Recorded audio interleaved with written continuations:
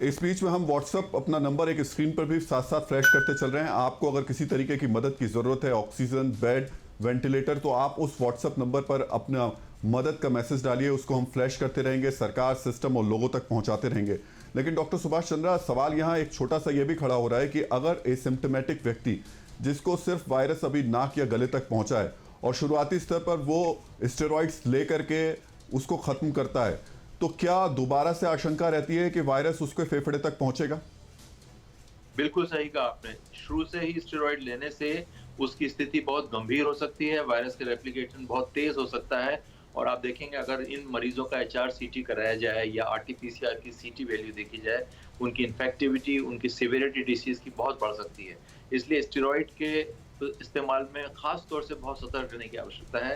बिना डॉक्टर की सलाह के 1 हफ्ता सिम्पटम निकलने के बाद और सिम्पटम में गिरावट होने की अवस्था में ही स्टेरॉइड लेना है। आपको स्टेरॉइड नहीं लेना है इस तरह से। डॉक्टर साहब, लेकिन अभी जो लोग ले चुके हैं, क्योंकि शुरुआती स्तर पर बहुत ज़्यादा लोग एहतियात बरत रहे हैं, स्टेरॉइड्स लगातार ले रहे हैं, उनको आप क्या सलाह देंगे? जो नेगेटिव हो गए हैं उनको अब आप क्या सलाह देंगे? देखिए राहुल जी, आमतौर पे स्टेरॉइड को 1 हफ्ते की इलनेस के बाद उस अवस्था में शुरू किया जाता है जब उनका ऑक्सीजन लेवल गिरता है या सांस फूलती है या एचआर-सीटी स्कोर बहुत हाई है।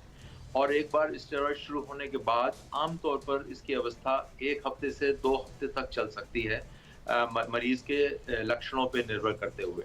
आमतौर पे स्टेरॉइड 1 हफ्ते से अधिक नहीं दिया जाता है और स्टेरॉइड लेने से उनमें बुखार टूटने का आराम हो जाएगा, उनके ऑक्सीजनेशन बेटर हो जाएंगे, उनको सिम्प्टोमेटिक इम्प्रूवमेंट हो जाएगा।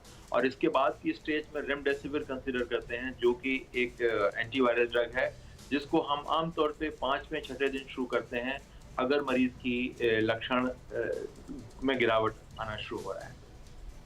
तो ये तीनों दवाइयाँ बहुत सोच समझ के शुरू करनी है और इनमें एक एंटीकोगुलेंट भी है जो बाद में हम शुरू करते हैं शरीर में क्लॉटिंग को खत्म करने के लिए।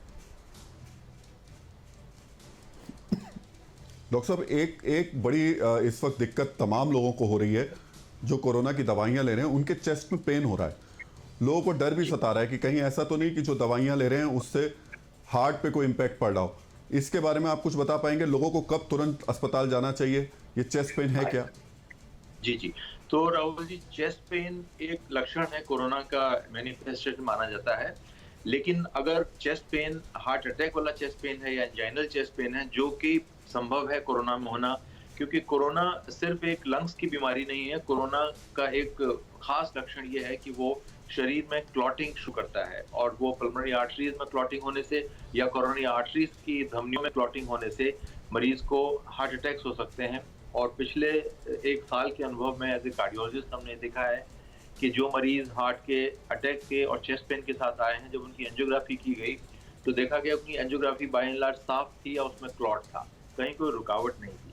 तो चेस्ट पेन एक कोरोना का लक्षण हो सकता है और अगर एक तादाद से अधिक है तो हार्ट अटैक की लाइन पे भी इसको सोचना चाहिए, ईसीजी और ट्रोपोनिन करा के उसका फैसला करना चाहिए और समुचित इलाज करना चाहिए।